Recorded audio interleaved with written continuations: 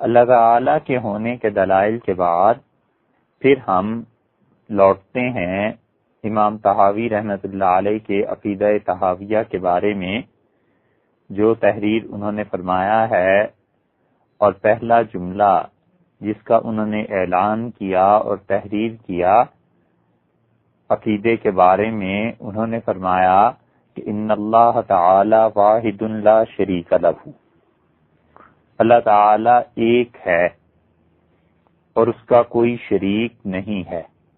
اور ان کا لفظ یہ بتاتا ہے کہ انہوں نے یہ کہا کہ یقیناً اللہ ایک ہے۔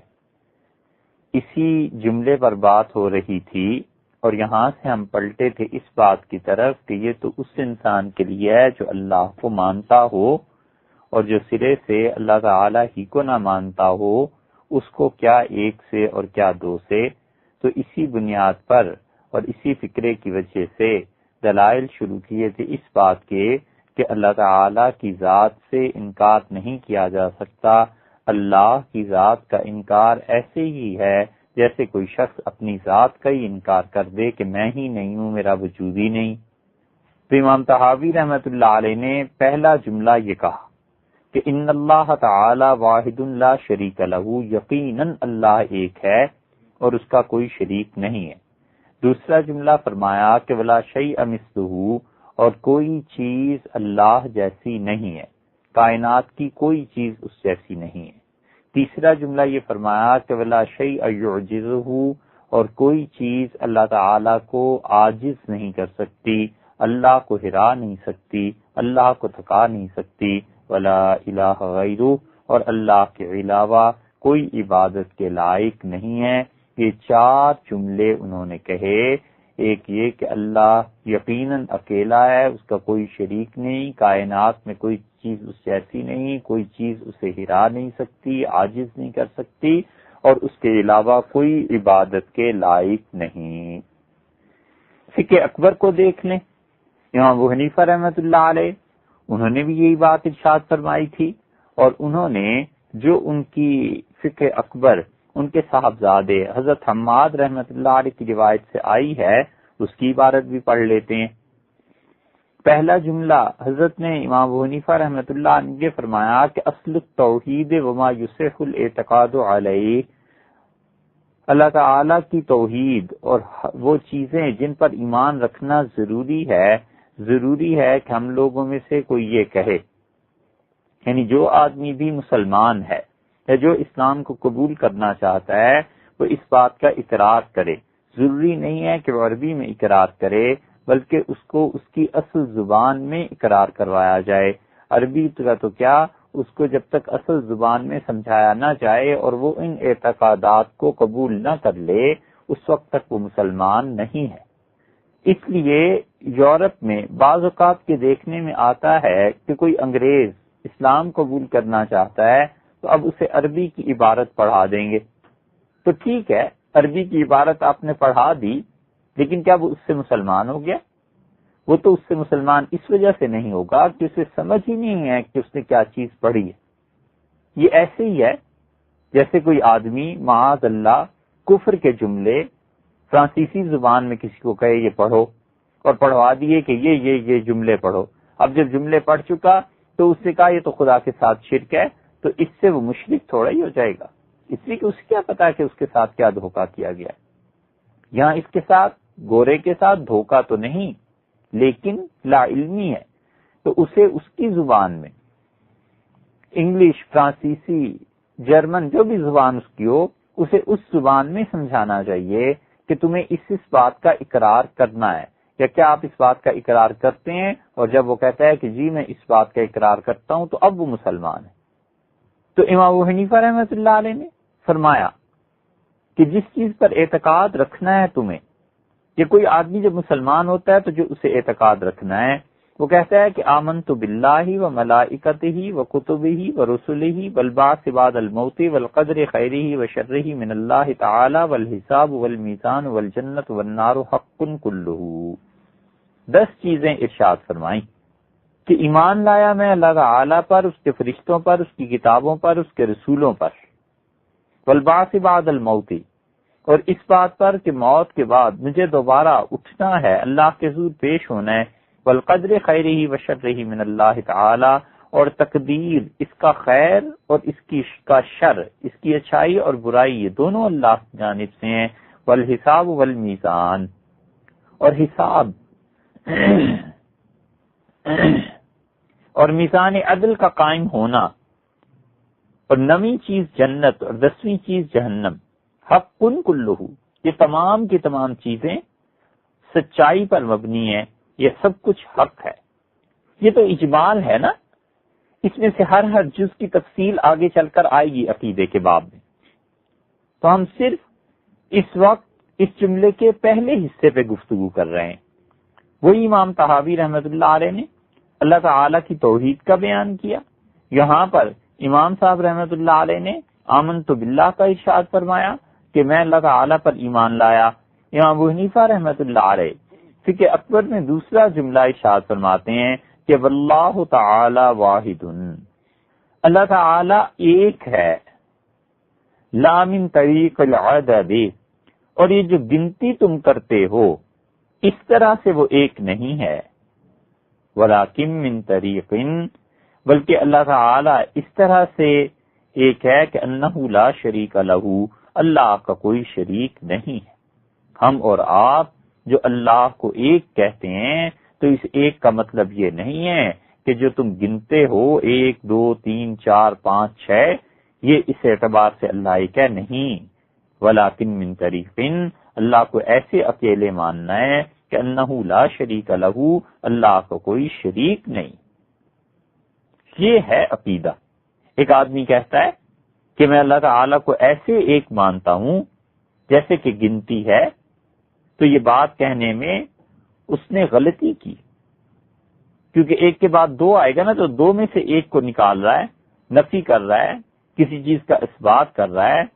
اللہ تعالیٰ کی ذات، اس کی توحید اور اس کی وحدانیت یہ عدد سے، فگر سے بہت بلند و بالا ہے۔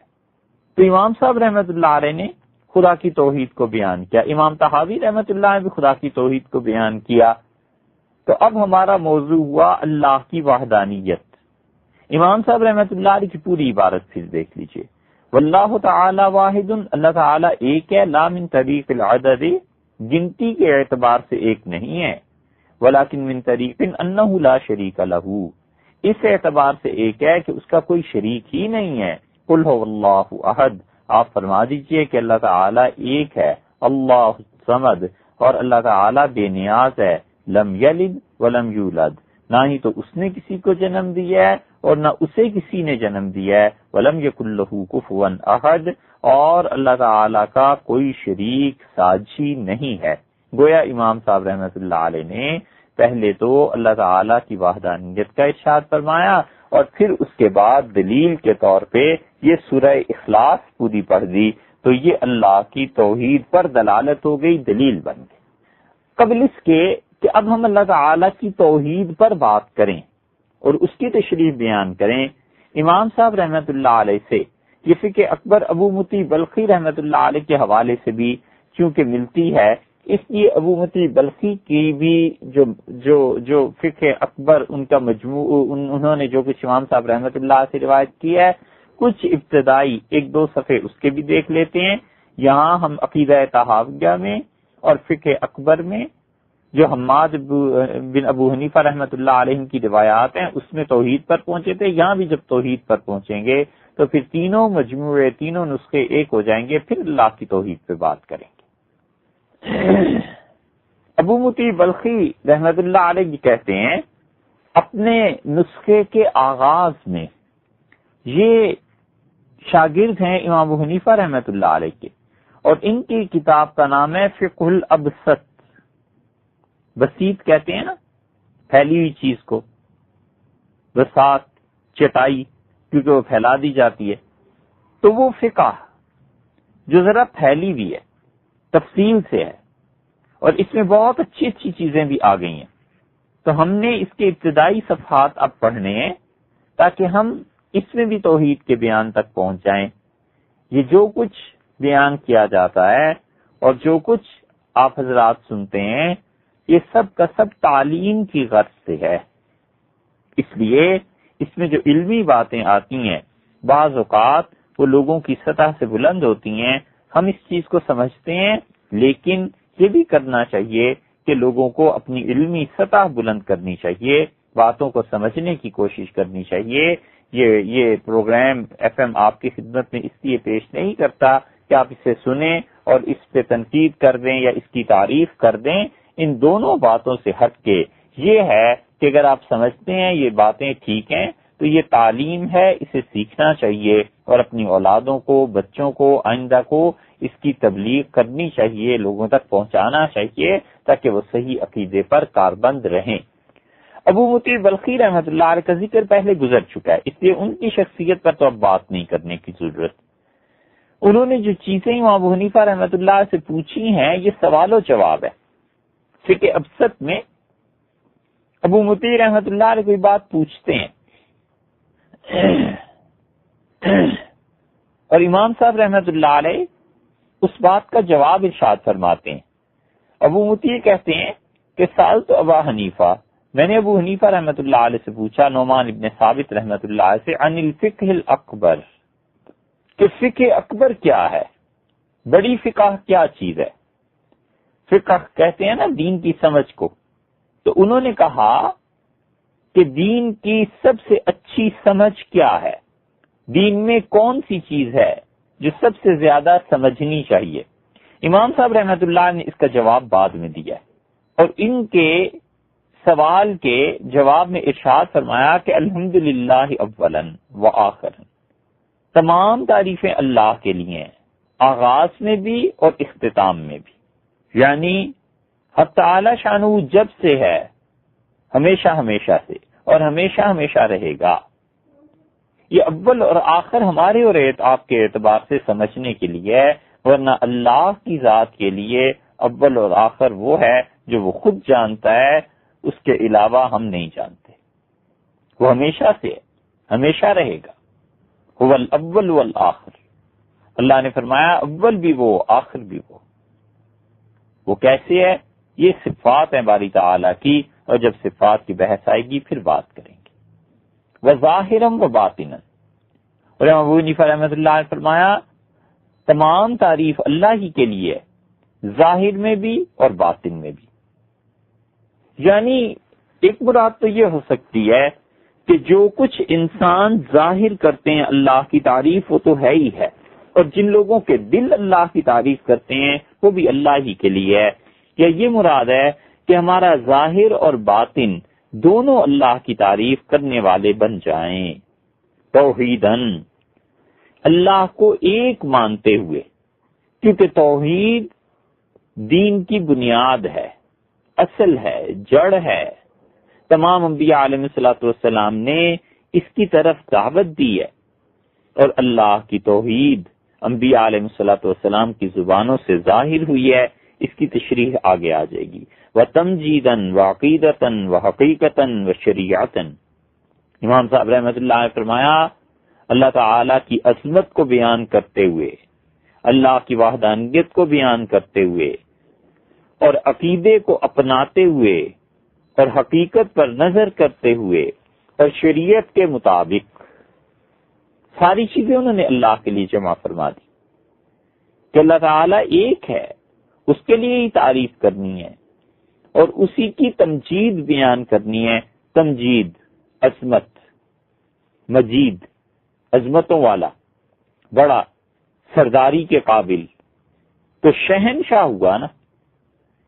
اسی لیے دوسری حدیث میں آیا حضور اکبر صلی اللہ علیہ وسلم نے فرمایا اخنع الاسم، اللہ کو بدترین نام لگتا ہے یہ کہ کوئی کسی کو شہنشاہ کہے. اس لیے یہ شہنشاہ کا لفظ کسی کے لیے استعمال نہیں کرنا چاہیے. صحیح بخاری میں آیا ہے، سفیان ثوری رحمۃ اللہ علیہ وغیرہ کی روایات میں، کہ اللہ تعالیٰ کو بدترین نام لگتا ہے کہ انسانوں کو شہنشاہ کہیں. اللہ تعالیٰ نے کہا انا ملک الملوک، میں بادشاہوں کا بادشاہ ہوں. شہنشاہ کا مطلب یہ ہوتا ہے نا. تو اس لیے جتنے لوگ یہ لفظ بولتے ہیں، شہنشاہ کربلا، شہنشاہ مدینہ، شہنشاہ نجف، شہنشاہ حسین، شہنشاہ محمد صلی اللہ علیہ وسلم اور حضور اقدس صلی اللہ علیہ وسلم کے عالی مقام نواسے سیدنا حسین ابن علی رضی اللہ تعالی عنہما، کہ جن جن ناموں کے ساتھ لوگ شہنشاہ لگاتے ہیں اور اس سے زیادہ ستم اور ظلم یہ کرتے ہیں کہ اپنے بچوں کے نام شہنشاہ رکھ دیتے ہیں، یہ سب کے سب گناہ کے کام کرتے ہیں۔ منع کیا ہے رسول اللہ صلی اللہ علیہ وسلم نے کہ انسان کسی کو بھی شہنشاہ کہے سوائے اللہ کے۔ بادشاہوں کا بادشاہ اللہ ہی ہے، اس لیے یہ شاعری میں، نعتیہ کلام میں، مرثیوں میں، جہاں جہاں یہ شہنشاہ کا لفظ آتا ہے نہیں بولنا چاہیے۔ شہنشاہ کا مطلب کیا ہے؟ بادشاہوں کا بادشاہ، بادشاہوں کا بادشاہ تو اللہ ہی ہے۔ یہ ہے تمجیدن، اللہ تعالیٰ کا مجد، اس کی عظمت، اس کی بزرگی بیان کرتے ہوئے اور اپنے عقیدے کے اعتبار سے، یعنی ہمارا عقیدہ یہی ہے کہ اللہ ہی کے لیے تمام تعریفیں ہیں، پہلے بھی، آخر میں بھی، ظاہر میں بھی، باطن میں بھی، وہ حقیقتاً و شریعتاً، اور حقیقت بھی یہی ہے۔ اس لیے کہ کوئی کسی کی بھی تعریف کرتا ہے تو تعریف کے قابل جو چیز ہے وہ اللہ ہی نے تو دی ہے۔ کوئی کہتا ہے کہ اس کا حسن متاثر کن ہے، کوئی کہتا ہے اس کا علم بہت قابل تعریف ہے، کوئی کہتا ہے کہ اس کا قد کتنا اچھا ہے، کوئی کہتا ہے کہ اس کی ذہانت کو دیکھو کیا بڑھیا دماغ پایا ہے۔ تو یہ دماغ دینے والا کون ہے؟ یہ شخصیت میں کشش پیدا کرنے والا کون ہے؟ اور علم کے دروازوں کو اپنے بندوں پر کھولنے والا کون ہے؟ اللہ ہی ہے، وہی سب کچھ دینے اور لینے والا ہے۔ تو حقیقت میں بھی امام صاحب رحمۃ اللہ علیہ کا مقصد یہ ہو گیا، اور شریعتاً اور شریعت کے اعتبار سے بھی ہر طرح کی تعریف اللہ ہی کے لیے ہے۔ والحمدللہ مستحق الحمد قبل عبادہ، اور اللہ تعالیٰ اپنی تعریف کا ہر طرح سے استحقاق رکھتا ہے۔ بہت اچھے لفظ الفاظ جو انگلش میں آتے ہیں نا کہ ڈیفیکٹو اینڈ ڈیجورو، کہ اللہ کو حق حاصل ہے اس بات کا کہ اس کی تعریف کی جائے، چاہے کوئی کرے نہ کرے، اینڈ ڈیجورو، اور اللہ کو اس بات کا حق حاصل ہے، استحقاق ہے اس کا، اگر جو اس کی تعریف نہیں کرتا وہ قابل مذمت ہے، جو اس کی تعریف اور احسان کو نہیں مانتا وہ انسان قابل تعزیر ہے، اس کو سزا ملنی چاہیے۔ یہ دونوں طرح سے اللہ کی تعریف ہے، استحقاقاً بھی اور حقاً بھی۔ امام ابو حنیفہ رحمۃ اللہ علیہ نے فرمایا تمام تعریفیں اللہ کے لیے ہیں جو ہر طرح کی حمد و ثنا کا مستحق ہے۔ جو آگے لفظ آیا ہے اسے دو طرح سے پڑھا جا سکتا ہے۔ ایک تو اگر پڑھا جائے قبل عبادہ، اپنے بندوں سے پہلے، اپنے بندوں سے قبل، یعنی اپنے بندوں کو پیدا کرنے سے بھی پہلے اللہ اس بات کا حق رکھتا تھا کہ وہ قابل تعریف تھا۔ یہ نہیں ہے کہ اب بندے پیدا کر دیے ہیں تو بندے اس کی تعریف کریں، اس سے پہلے بھی، اس سے پہلے کیا تھے؟ فرشتے تھے، فرشتوں کے ساتھ جنات تھے، جنات سے پہلے ایک اور قوم تھی، ہند تھے، ان سے پہلے بن تھے۔ اس کائنات میں کتنی ہی اقوام گزری ہیں اور کتنی خدا کی مخلوق گزری ہے۔ ابن کثیر رحمۃ اللہ علیہ نے البدایہ والنہایہ میں بھی بعض چیزوں کا ذکر کیا ہے۔ تاریخ کے اعتبار سے یہ موضوع تاریخ کا ہے جو الگ ہے، ہم ایسے نہ ہو کہ عقیدے کی بات سے ہٹ جائیں۔ تو اس لیے دیکھیے جتنی بھی اللہ کی مخلوق ہے، جب اس کائنات میں کچھ نہیں تھا، حتیٰ کہ ٹائم نہیں تھا، آپ سوچیں، آپ تصور کر سکتے ہیں کہ جب ٹائم بھی نہ ہو، یہ کائنات بھی نہ ہو، تھک جاتا ہے آدمی کا دماغ۔ اللہ اس وقت بھی تعریف ہی کے قابل تھا، وہ ہمیشہ سے ہے اور ہمیشہ رہے گا۔ اور اگر اس لفظ کو اس طرح پڑھیں کہ قبل عبادہ ہی، تو اس طرح بھی پڑھا جا سکتا ہے کہ اللہ تعالی اپنی تعریف کا حق رکھتا ہے کہ اب اس کے بندے قبل عبادی، اپنے بندوں کی طرف سے، یعنی ہم لوگ اللہ کو اس کی تعریف کے جملے پیش کریں، ہم لوگ اس شہنشاہ کی عنایات پر اپنے سر خم کر دیں، ہم لوگ اسی کی تعریف کرتے رہیں اپنے بندوں کی طرف سے۔ یہ اس کو پیش کیے جانے کے قابل ہے کہ ہم بندے پیش کریں۔ بندے کیوں پیش کریں؟ بندے جو اللہ کو حمد اور ثنا کے جملے پیش کرتے ہیں، مثلا کہتا ہے کہ الحمدللہ، مثلا کہتا ہے الحمدللہ رب العالمین، مثلا کہتا ہے اللہم ربنا لک الحمد، اے اللہ تیرے لیے تمام تعریفیں، تو بندہ یہ کہہ کر خدا کو کچھ نہیں دے رہا ہوتا، بندہ یہ کہہ کے اپنی بندگی کا اعتراف کرتا ہے، بندہ یہ سب کچھ کہہ کے اپنی عبدیت کا اعتراف کرتا ہے کہ میرے مالک تیرے نوکروں میں سے، تیرے چاکروں میں سے، تیرے غلاموں میں سے ایک میں بھی ہوں، میں بھی اس کا اعتراف کرتا ہوں کہ آپ ہی کے لیے تمام تعریفیں ہیں، اے پروردگار میرا نام بھی اپنے بندوں میں شامل کر لے۔ وہ قبول فرما لے ان حمد کے جملوں کو اور بندے کا نام اس فہرست میں ڈال دے، اس کی مہربانی، اس کی عنایت، اس کا کرم، اس کی عطا نہ کرے اور رد کر دے کہ تیری زبان سے نکلا ہوا میری تعریف کا جملہ مجھے قابل قبول نہیں ہے، تو اس قابل ہی نہیں ہے کہ تیری عبادت کو قبول کریں، تو سوچو اس کائنات میں کون ہے جو ذات باری تعالیٰ سے پوچھ سکے؟ وہ جو کچھ کہہ دے وہی حق ہے اور جو کچھ کر دے وہی عدل ہے، کوئی نہیں جو اس کی بارگاہ میں دم مار سکے، بس جو کچھ وہ کہتا ہے وہی صحیح ہے۔ تو اس لیے اگر اسے بڑھا جائے کہ قبل عبادہ، اللہ اپنے بندوں کی تعریف کا حق رکھتا ہے، بندے جو اس کی بارگاہ عالی میں، جو اس باب عالی پر، جو اس کی چوکھٹ پہ پیش کرتے ہیں، بالکل صحیح کرتے ہیں کہ اللہ ہی ہے اکیلا جو اس کائنات میں تعریف کے لائق ہے۔ وصلی اللہ علی سیدنا محمد وآلہ، اور اللہ تعالیٰ کی سلامتیاں نازل ہوں، صلی اللہ تعالیٰ اپنی خاص رحمتیں نازل فرمائے۔ اسی صلاۃ کا جب فارسی میں آپ ترجمہ کرتے ہیں تو آپ کہتے ہیں درود۔ ایک آدمی کہتا ہے کہ نماز میں صلاۃ پڑھو، سلام پڑھو، تو بندہ نماز میں پڑھتا ہے اللہم صلی علی سیدنا محمد، یہ صلاۃ ہو گئی۔ نماز میں دوسرا کہتا ہے تم نے سلام پیش کیا، وہ کہتا ہے کہ میں نے کہا السلام علیکہ ایھا النبی، اے نبی صلی اللہ علیہ وسلم خدا کی سلامتی ہو آپ پہ۔ یہ جو اس نے کہا نا صلاۃ، اور یہ جو اس نے کہا سلام، اس میں سے جو صلاۃ ہے نا کہ اللہم صلی علی سیدنا محمد، یہ صلاۃ جو ہے یہی جب فارسی میں آپ اسے ترجمہ کرتے ہیں تو آپ کہتے ہیں درود۔ ایک کہتا ہے صلاۃ پڑھو، دوسرا کہتا ہے درود شریف پڑھو، بات ایک ہی ہے، صلاۃ کا لفظ عربی کا، درود کا لفظ فارسی کا۔ اس لیے ہم کہتے ہیں کہ تعلیم ضروری ہے، اب اس علم کو حاصل کیجئے۔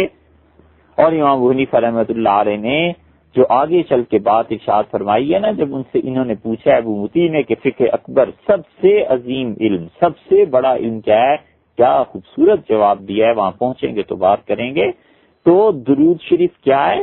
یہ اصل میں صلاۃ کا ترجمہ ہے۔ شریف کا لفظ عزت کے لیے بڑھا دیا گیا، جیسے مکہ اصل ہے، ہم کہتے ہیں مکرمہ، عزت والا، مدینہ نام ہے، منورہ یعنی نور والا، اللہ تعالیٰ کے انوار برکات اس شہر پہ نازل ہوتے ہیں، اور اس شہر میں سب سے زیادہ خدا کی رحمتیں اور برکتیں اسی جگہ پہ نازل ہوتی ہیں جس جگہ پہ وہ ہستی اب تک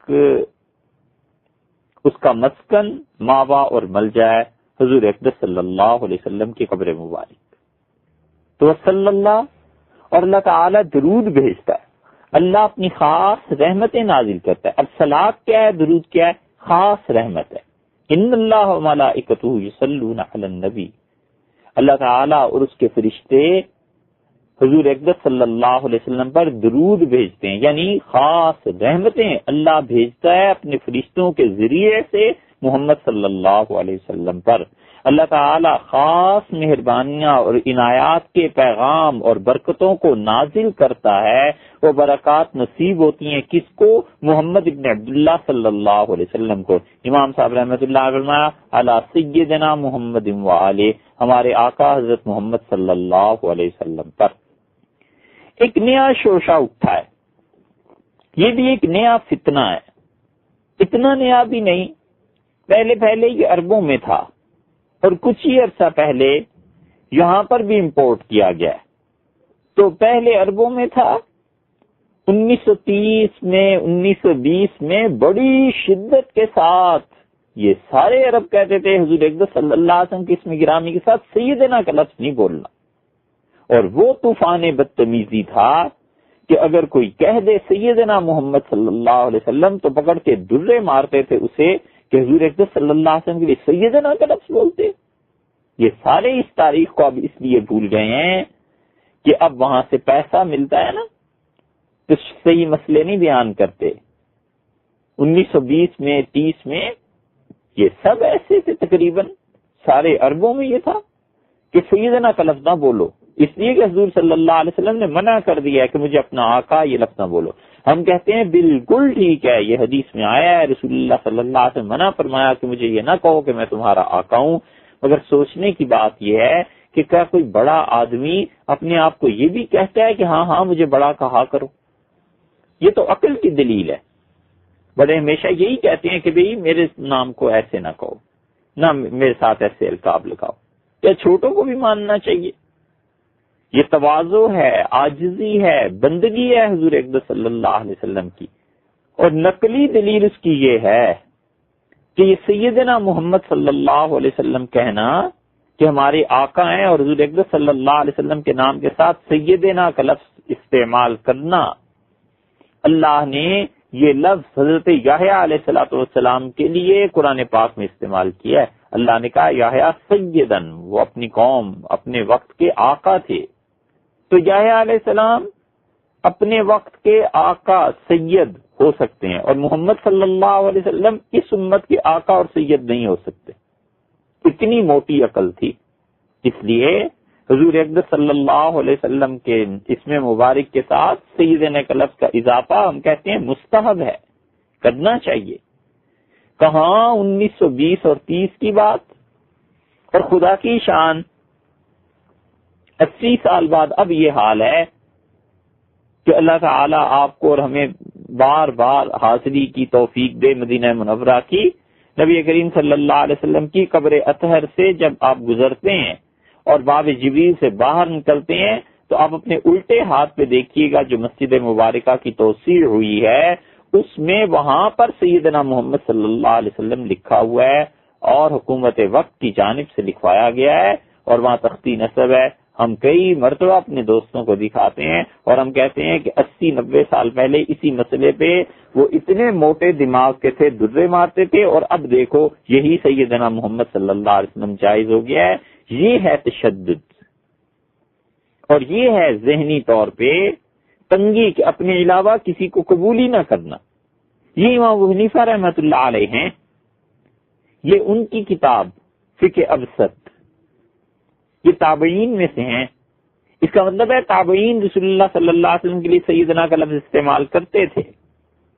یہ پوری بحث ہے ایک، کہاں اس کی طوالت میں جائیں، چھوڑیے آگے چلتے۔ وصلی اللہ علی سیدنا محمد، اور ہمارے آقا حضرت محمد صلی اللہ علیہ وسلم، ان پر اللہ کی خاص رحمتیں نازل ہوں۔ حضرت عبداللہ بن عباس رضی اللہ عنہما، انہوں نے حضرت زید رضی اللہ عنہ کو دیکھا تو انہوں نے ایک نے دوسرے سے کہا سیدنا، یہ ہمارے آقا ہیں۔ صحابہ رضی اللہ عنہ ایک دوسرے کے لیے یہ سیدنا کا لفظ استعمال کرتے تھے، نہ تو ضمیر ہو گئی نہ ہمارے، اور سید کا مطلب آقا مولا۔ تو امام ابو حنیفہ رحمۃ اللہ نے فرمایا خدا کی خاص رحمتیں ہوں حضرت محمد صلی اللہ علیہ وسلم پر، ان کی آل پر۔ ہر وہ آدمی جو مومن ہے اور متقی ہے رسول اللہ صلی اللہ علیہ وسلم ہی کی آل ہے، اور اگر وہ اولاد بھی ہے رسول اللہ صلی اللہ علیہ وسلم کی تو یہ بعد کا درجہ ہے۔ سب سے پہلے مومن اور متقی، اگر متقی انسان ہے تو انہی کی آل ہے، اس کے بعد دیکھیں گے کہ اگر وہ ان کی اولاد میں سے ہے، سبحان اللہ کیا کہنے، یہ ایک شرف ہے، یہ ایک فضیلت ہے، یہ ایک عزت ہے جو اپنے مقدر میں لکھوا کے بلایا ہے۔ مگر اس کے سید ہونے کے باوجود اگر اس کا عقیدہ گمراہی کا ہے اور سید ذات کا مگر کرتوت اور اعمال اس کے کافروں جیسے ہیں معاذ اللہ، تو وہ رسول اللہ صلی اللہ علیہ وسلم کی آل میں اس حساب سے داخل نہیں ہوگا کہ وہ نبی کریم صلی اللہ علیہ وسلم کے دین سے ہٹ گیا ہے، نسب کے اعتبار سے ہوگا۔ امریکہ میں ایک صاحب تھے اور ان کا نام ہے، اب بھی ہیں، ان کا نام ہے سید راہول نقوی۔ تو تحقیق کی کہ یہ نام کیوں ہے، تو معلوم ہوا کہ ماں ہندوانی تھی اور باپ سید تھا، شادی کر لی، پسند آ گئی، تو ماں نے جو پرورش کی، تربیت کی، تو ہندو ہے لڑکا، تو راہول اس کا نام رکھا۔ یہ راجیو گاندھی کے بیٹے کا بھی نام راہول ہے نا، اندرا گاندھی کا جو پوتا ہے راہول گاندھی، یہ خالص ہندوؤں کا نام ہے۔ تو سید راہول، اس لیے کہ ماں ہندو تھی تو اس نے اپنے بچے کا نام یہی رکھنا تھا، ہندوؤں والا نام، تو سید اس کی ذات ہے۔ نقوی، حضرت امام نقوی رحمت اللہ علیہ سے نسبت کی وجہ سے ہو گیا۔ تو اب کیا بتاؤ، اس ہندو کو سید ہونے کا کوئی نفع پہنچے گا؟ بچہ جب بڑا ہوا پتا چلا تمہارا باپ جو تھا مسلمان تھا، سید تھا، اور ماں ایسی ہے، اب وہ لا مذہبی ہو گیا، نہ ہندو نہ مسلمان، کچھ بھی نہیں۔ تو آل رسول اللہ صلی اللہ علیہ وسلم کی ہر وہ شخص جو متقی ہے، جو نیک ہے، اللہ کے ہاں سب سے پہلے پوچھ عقیدے کی اور پھر اعمال کی ہے، ذات اس کے بعد ہے۔ ہم یہ نہیں کہتے کہ نبی کریم صلی اللہ علیہ وسلم سے انتساب نفع نہیں دے گا، وہ یقیناً نفع دے گا قیامت میں، مگر اعمال ہی نہ ہو اور عقیدہ ہی بگڑا ہوا ہو تو وہ پھر وہی بات ہے جو حضور اقدس صلی اللہ علیہ وسلم نے اپنی صاحبزادی صاحبہ سے فرما دی تھی رضی اللہ عنہ۔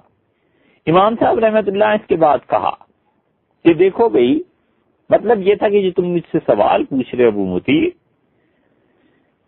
کہ سب سے بڑی فقہ کیا ہے، سب سے بڑی عظمت کی چیز کیا ہے، تو میں یہ کہتا ہوں ابو حنیفہ رحمت اللہ علیہ، لا تکفر احدا بذنبہ، کسی شخص کو اس کے گناہ کی وجہ سے کافر نہ کہنا، کسی شخص سے کیسا ہی عملی گناہ ہو جائے اسے کافر نہ کہنا۔ یہ جو امام صاحب رحمت اللہ نے جملہ فرمایا نا، یہ رد ہے خوارج کا، کیونکہ خارجی سب اپنے زمانے میں کہتے تھے کہ کبیرہ گناہ کا مرتکب کافر ہے، سوائے ان کے ایک دو فرقوں کے، باقی سب خارجی اس کے قائل تھے کہ کبیرہ گناہ کا مرتکب کافر ہے۔ شراب پی لی، کافر ہو گیا، کوئی اور برا کام کر لیا، کافر ہو گیا، جوا کھیل لیا، کافر ہو گیا، غیبت کر لی، کبیرہ گناہوں میں سے ہے نا، کافر ہو گیا، حسد کیا، کبیرہ گناہوں میں کافر۔ امام صاحب رحمۃ اللہ فرمایا نہیں، لا تکفر احدا بذنبہ، تم کسی کو بھی اس کے گناہ کی وجہ سے کافر نہ کہنا، عملی گناہ۔ ہاں عقیدے کا کوئی گناہ کرے گا تو خود ہی کافر ہو جائے گا۔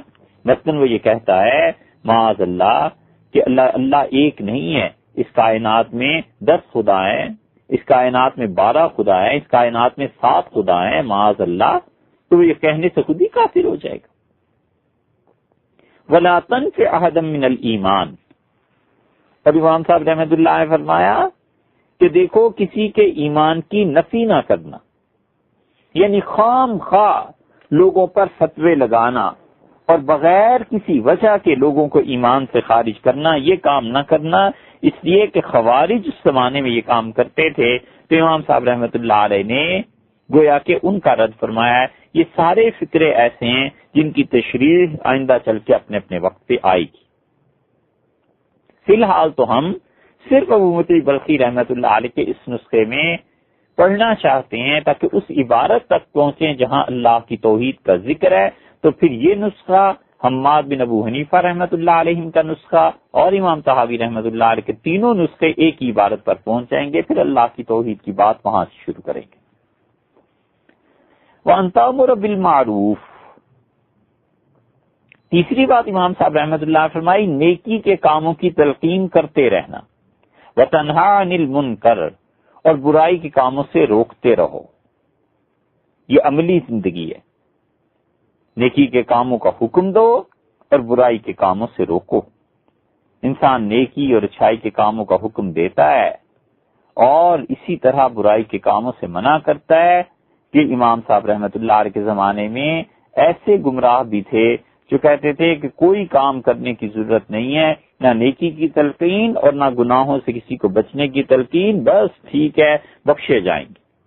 اس لیے بہت سے سرفرے اب بھی یہی سمجھتے ہیں اور تقریروں میں بھی بیان کرتے پھرتے ہیں کہ اس امت کو تو اللہ نے بخشنے کا فیصلہ ہی فرما دیا ہے، اس امت کو اللہ نے بخش دیا ہے، خواہ وہ رشوت لیتا ہو اور خواہ وہ لوگوں کا حق مار کے بیٹھا ہوا ہو اور خواہ اس انسان نے حرام کے پیسے سے عمرہ بھی کر لیا اور حج بھی کر لیا اور خواہ وہ انسان کیسا ہی ظلم لوگوں پر کرتا ہو، اللہ نے بخشنے کا کہاں سے بھی فیصلہ کر لیا۔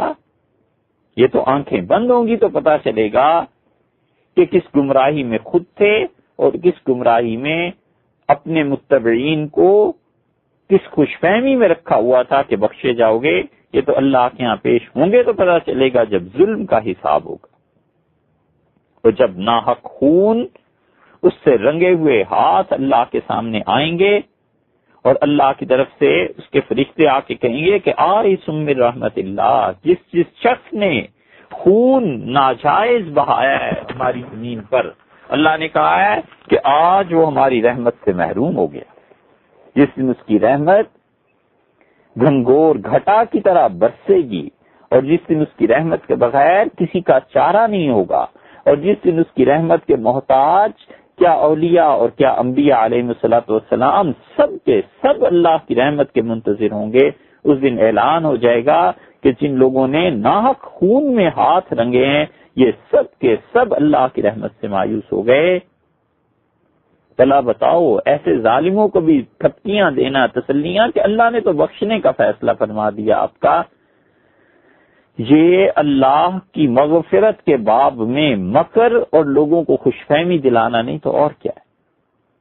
پھر امام صاحب رحمۃ اللہ فرمایا وَتَعْلَمْ، اور وہ متی یہ اچھی طرح سمجھ لے انما اصابک لم یکن لیخطئک، جو مصیبت اور پریشانی تمہیں پہنچی ہے یہ تقدیر سے ہے، یہ کبھی نہیں ہٹ سکتی تھی۔ آدمی پریشان ہوتا ہے نا، یہ مر گیا، یہ فلاں آدمی کو پیسہ مل گیا، یہ چیز ایسے کیوں ہو گئی، بہت سی چیزیں انسان کو پریشان کرتی ہیں۔ بیٹا پیچھے رہ گیا، بیٹی کو طلاق ہو گئی، یہ سب کی سب چیزیں امام صاحب رحمۃ اللہ نے فرمایا خدا کی تقدیر پر پورا ایمان رکھو کہ یہ جو مشکل تمہیں پیش آئی ہے یہ ہٹ نہیں سکتی تھی، وَإِنَّمَا أَخْطَأَكَ، اور جو مشکل اور پریشانی تجھے نہیں پہنچی کوئی آدمی اسے لا نہیں سکتا تھا۔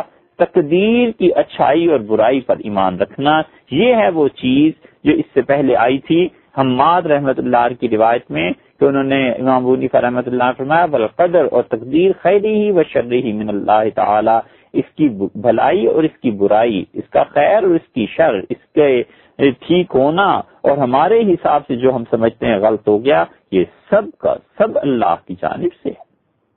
تو امام صاحب رحمۃ اللہ علیہ نے بات بالکل صاف کر دی، انہوں نے کہا اللہ کی تقدیر پر ایمان رکھنا، اس لیے کہ اتنے گمراہ امام صاحب رحمۃ اللہ علیہ کے زمانے میں پیدا ہو گئے تھے جو کہتے تھے کہ اللہ کی تقدیر کوئی چیز ہی نہیں، ہم تو بس جو چاہیں سو کریں۔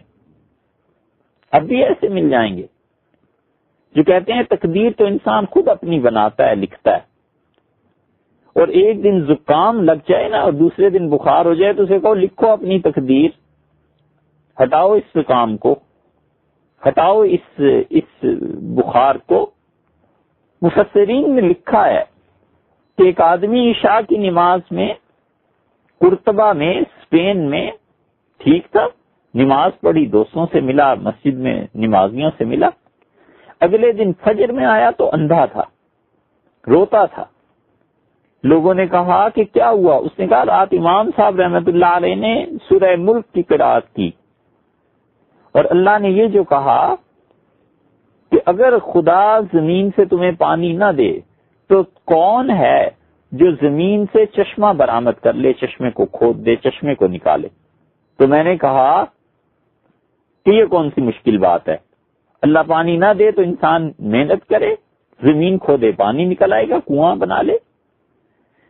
تو رات جب میں سویا تو ایک فرشتہ آیا خواب میں اور اس نے کہا کہ اللہ کہتا ہے کہ وہ زمین والا پانی تو تم نکال لو گے اور یہ تمہاری آنکھوں کا دیدوں کا پانی ہے نا، یہ ہم لے جا رہے ہیں، اسے بھی لوٹا لینا کسی طرح۔ اور اس فرشتے نے تھپڑ مارا اور میں اندھا ہو گیا، اب تمہارے سامنے ہوں، یہ میرا حال ہے۔ یہ ہے چیز، تقدیر اللہ کی جب آتی ہے تو بندے کو باندھ کر رکھ دیتی ہے، انسان سر پھوڑ لے کچھ نہیں کر سکتا، اللہ کی تقدیر نافذ ہوتی ہے۔ اس لیے ایسے جملے زبان سے بولنے کی ضرورت ہی آخر کیا، سیدھا ایمان رکھے بس۔ اور پھر امام صاحب رحمۃ اللہ نے فرمایا کہ وَلَا تَتَبَرَّأْ أَحَدًا مِّنْ أَصْحَابِ رسول اللہ صلی اللہ علیہ وسلم وَرَضِيَ عَنْهُمْ، ہم حضور اقدس صلی اللہ علیہ وسلم کے صحابہ کرام رضی اللہ عنہم میں سے کسی سے بھی بیزاری کا اظہار نہیں کرتے، اور نہ ہم بیزار ہیں۔ وَلَا تَوَالِ أَحَدًا دُونَ أَحَدٍ، اور ہم یہ نہیں کرتے کہ صحابہ کرام رضی اللہ عنہم کو متہم کریں، تہمت لگائیں، اور ان صحابہ کرام رضی اللہ عنہ کو برا بھلا کہیں۔ اس لیے کہ امام صاحب رحمۃ اللہ علیہ کا ایسے لوگوں سے واسطہ پڑتا تھا جو حضور اقدس صلی اللہ علیہ وسلم کے صحابہ کرام رضی اللہ عنہ پہ تہمتیں لگاتے تھے۔ یہ اموی بنو امیہ، انہوں نے بڑا ظلم کیا صحابہ کرام رضی اللہ عنہ کے ساتھ، اور جس نے صحابہ کرام رضی اللہ عنہ پر ظلم کیا، اللہ نے اپنے دین کا، صحیح عقیدے کا بہت بڑا حصہ ان سے چھین لیا، خدا نے ایسی سزا دی۔ اس لیے ہمیشہ زبان کو بند رکھے صحابہ رضی اللہ عنہ میں برائی بیان کرنے سے، نہ بولے۔ کیا یہ ضروری ہے کہ ہر بینک میں اکاؤنٹ کھلوانا ہے؟ کیا یہ ضروری ہے کہ ہر بات پہ اپنی رائے اور تبصرہ دینا ہی ہے، کرنا ہی ہے؟ ہم یہ نہیں کہتے کہ صحابہ کرام رضی اللہ عنہ معصوم تھے، بتقاضۂ بشریت ان سے غلطیاں ہوئیں، یقیناً ہوئیں، یہ تو آئی گی بحث آگے، لیکن اس کا کیا مطلب ہے کہ صحابہ کرام رضی اللہ عنہ کی غلطیوں کو اچھالنا چاہیے؟ یہ اچھالنے کا مطلب پھر کہاں جا کر اس بات کی زد پڑتی ہے؟ وہ زد پڑتی ہے رسول اللہ صلی اللہ علیہ وسلم کی تربیت پہ، کہ نبی کریم صلی اللہ علیہ وسلم نے ان کی تربیت ڈھنگ سے نہیں کی تھی، اور رسول اللہ صلی اللہ علیہ وسلم کو برا کہنا یہ کفر ہے۔ اس لیے امام صاحب رحمۃ اللہ نے فرمایا کہ یہ نہ کرے، صحابہ کرام رضی اللہ عنہ کے بارے میں مت کرنا۔ وَأَن تَرُدَ أَمْرَ عُثْمَانَ وَعَلِيٍّ رضی اللہ عنہما إِلَى اللَّهِ تعالی، اور حضرت عثمان اور حضرت سیدنا علی رضی اللہ عنہما میں سے کون زیادہ بڑے درجے کا ہے، اس بات کو اللہ کے حوالے کر دو۔ وَهُوَ عَالِمُ السِّرِّ وَالْخَفِيَّاتِ، اللہ ہی جانتا ہے حقیقی صورتحال کو، خفیات کو، پوشیدہ باتوں کو۔ تو اس لیے جو کچھ بھی سیدنا علی اور عثمان رضی اللہ عنہما کے بارے میں ہے، اس کو دونوں میں سے کون افضل تھا، اسے اللہ کے حوالے کرو۔ آئے گی یہ بحث اصولی طور پر تو بعد میں، لیکن سرے دست اتنا ہے کہ یحییٰ ابن نصر رحمۃ اللہ علیہ نے امام ابو حنیفہ رحمۃ اللہ سے جو روایت کی ہے، اس میں الفاظ یہ آئے ہیں کہ ہم حضرت ابوبکر اور حضرت عمر رضی اللہ عنہما دونوں کو سب سے افضل سمجھتے ہیں، اور عثمان اور علی رضی اللہ عنہما میں کون پہلے نمبر پہ تھا دونوں میں، اس کو اللہ کے حوالے کرتے ہیں۔ دوسری روایت یہ آئی ہے کہ ہم علی اور عثمان رضی اللہ عنہما دونوں سے محبت رکھتے ہیں۔ اچھا، ایک روایت جو آئی ہے اس میں امام ابو حنیفہ رحمۃ اللہ نے فرمایا کہ سیدنا علی رضی اللہ عنہ کو ترجیح حاصل ہے حضرت عثمان رضی اللہ عنہ پہ۔ یہ ساری روایات ابن عبد البر رحمۃ اللہ علیہ نقل کی ہیں، اور بہت سے اور بھی حنفی فقہا اس بات کے قائل ہوئے ہیں کہ سیدنا علی رضی اللہ عنہ سیدنا عثمان رضی اللہ عنہ سے افضل تھے۔ لیکن جس بات پر فتویٰ ہوا ہے اور جس بات پر اکثر اکابر جس طرف گئے ہیں، وہ یہ ہے کہ حضرت عثمان رضی اللہ عنہ افضل تھے سیدنا علی رضی اللہ عنہ سے، میں اس کے کہ سیدنا علی رضی اللہ عنہ امیر المومنین، خلیفہ راشد اور حضور اقدس صلی اللہ علیہ وسلم کے داماد، اور ایک سے ایک زیادہ فضیلت ہے ان کی، لیکن جو عقیدے کے اعتبار سے ہے ہم کہتے ہیں جس ترتیب سے خلافت ہے اسی ترتیب سے ان حضرات کی افضلیت ہے. تفصیل اس کی پھر کسی وقت آگے چل کے جب بات آئے گی صحابہ کرام رضی اللہ عنہ کے بارے میں عقیدے پر پھر بات کریں گے. قال ابو حنیفہ رحمہ اللہ تعالی، اور امام صاحب رحمۃ اللہ نے پھر فرمایا، اب ہے وہ اس سوال کا جواب وہ جو ابو متی نے ان کے شاگرد نے پہلے کہا نا اس بچے نے کہ حضرت یہ بتائیے کہ سب سے اچھی دین کی سمجھ کیا ہے، سب سے گہری دین کی سمجھ کیا ہے. تو امام صاحب رحمۃ اللہ علیہ نے یہ 7-8 جملے ارشاد فرما کے اصل میں اس زمانے کے گمراہوں کا رد کیا، اور اس کے بعد امام صاحب رحمۃ اللہ علیہ نے دیکھیے اس سوال کا جواب دیا ہے. اور یہ سمجھنا چاہیے یہ کتنی زبردست بات انہوں نے فرمائی. انہوں نے کہا کہ الفقہ فی الدین، عقیدے کی سمجھ افضل من الفقہ فی العلم، یہ علم کی فقہ سے افضل ہے. ایک فقہ ہے علم کی، فقہ کا مطلب گہری سمجھ، ایک فقہ ہے علم کی اور ایک فقہ ہے دین کی، عقیدے کی. امام صاحب رحمۃ اللہ کہتے ہیں بھائی بتاؤ دونوں میں سے کون افضل ہے؟ علم کی فقہ کیا ہے؟ وضو کیسے ہوتا ہے، غسل کیسے ہوتا ہے، نماز کیسے پڑھنی ہے، ہاتھ کیسے باندھنے ہیں، روزہ کیسے رکھنا ہے، حج کیسے کرنا ہے، یہ سب کی سب چیزیں جو ہے نا یہ علم کی فقہ ہے. علم سیکھنے سے آتا ہے نا. اور ایک علم ہی کا شعبہ اس عملی زندگی سے پہلے وہ ہے جس پہ ہم گفتگو کر رہے ہیں کچھ عرصے سے، اور وہ ہے عقیدہ، وہ ہے دین. اب عقیدے میں کیا ہے؟ اللہ ایک ہے، دو ہے معاذ اللہ. قیامت آئے گی نہیں آئے گی؟ حضور اکبر صلی اللہ علیہ وسلم خدا کے رسول تھے یا نہیں تھے؟ یہ سب چیزوں کا تعلق عملی زندگی سے نہیں نا، ان کا تعلق آپ کی فکر سے ہے، آپ کی سوچ سے ہے، آپ کے عقیدے سے ہے، آپ کے ایمان سے. تو ایمانیات کی فقہ الگ ہو گئی اور علمی مسائل کی فقہ الگ ہو گئی. تو امام صاحب رحمۃ اللہ علیہ مجتہد تھے نا، اور امام صاحب رحمۃ اللہ علیہ خدا کے بہترین بندوں میں سے تھے. اور جہاں تک ہمیں علم ہے، جہاں تک ہمارا گمان ہے، امام ابو حنیفہ رحمۃ اللہ علیہ ان اکابر اولیاء اللہ میں سے تھے کہ ان کے دور میں ان جیسا آدمی اور ان کے پائے کا آدمی کوئی نہیں تھا. اللہ جانتا ہے ان کے درجات، لیکن اللہ نے اس شخص کو اتنی برکتیں دی تھیں، اس شخص پہ اللہ نے اتنی مہربانی اور اپنا فضل فرمایا تھا کہ دیکھو 150 میں ان کا انتقال ہوا اور اب 1428 چل رہی ہے. تو یہ تقریباً 1300 برس ہو گئے، پونے 1300 برس ہو گئے. تو 1000 سال کے بعد بھی آج ہم رحمت اللہ علیہ کہہ کے یاد کر رہے ہیں. یہ اللہ نے اس کے فیض کو جاری نہیں فرمایا تو اور کیا ہے؟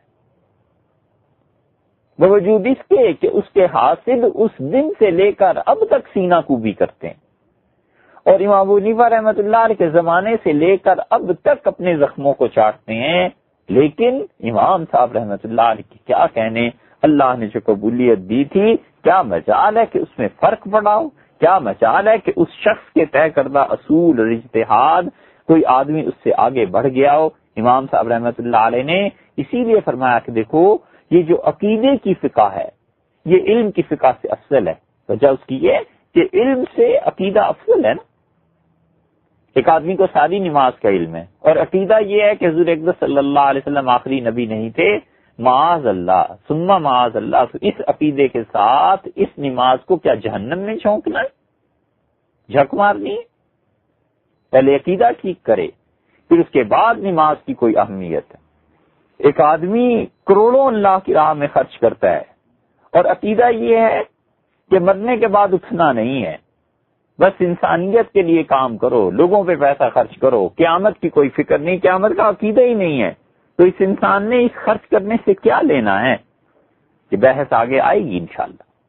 تو ایمان، صحیح عقیدہ اعمال سے افضل، لہذا صحیح عقیدے کی تعلیم صحیح اعمال کی تعلیم سے افضل. اور پھر امام صاحب رحمۃ اللہ علیہ نے فرمایا ابو مطیع کہ کوئی آدمی یتفقہ الرجل کیف یعبد ربہ، یہ سیکھ لے، یہ جان لے کہ اسے اپنے پروردگار کی عبادت کیسے کرنی ہے، خیر اللہ، یہ اس کے لیے زیادہ بہتر ہے، من ان یجمع العلم الکثیر، کہ وہ آدمی بہت زیادہ علم حاصل کر لے۔ فقہ کا بہت زیادہ علم حاصل کرنے سے زیادہ افضل یہ بات ہے کہ اپنے رب کی عبادت سیکھے، یعنی عقیدہ کیا ہونا چاہیے رب کے متعلق، عقیدہ کیا ہونا چاہیے رسالت کے متعلق، تقدیر کے متعلق، اللہ کی ذات اور صفات کے متعلق۔ امام صاحب رحمۃ اللہ نے فرمایا، یعنی یہ جو تم نے مجھ سے سوال کیا تھا کہ سب سے افضل فقہ کون سی ہے، سب سے اعلیٰ عمدہ دین کی سمجھ کون سی ہے، تو وہ دیکھو یہ ہے کہ تم اپنے عقیدے کو درست کرو، یہ سب سے افضل چیز ہے۔ اب جب بات یہاں تک پہنچی کہ ایمان اور یقین اور یہ چیز انسان کی عملی زندگی کی عبادات سے افضل ہے، تو ابو مطیع رحمۃ اللہ نے پھر سوال کیا، تو میں نے عرض کیا فاخبرنی عن افضل الفقہ، تو آپ پھر کچھ اور تشریح فرما دیجئے حضرت کہ سب سے اعلیٰ اعمال انسان کے کیا ہیں۔ تو قال الامام، حضرت امام ابو حنیفہ رحمۃ اللہ نے فرمایا، یتعلم الرجل الایمان والشرائع والحدود والسنن، سب سے پہلی بات، سب سے اچھی بات، سب سے زیادہ ثواب کی بات یہ ہے کہ آدمی ایمان کا علم سیکھے۔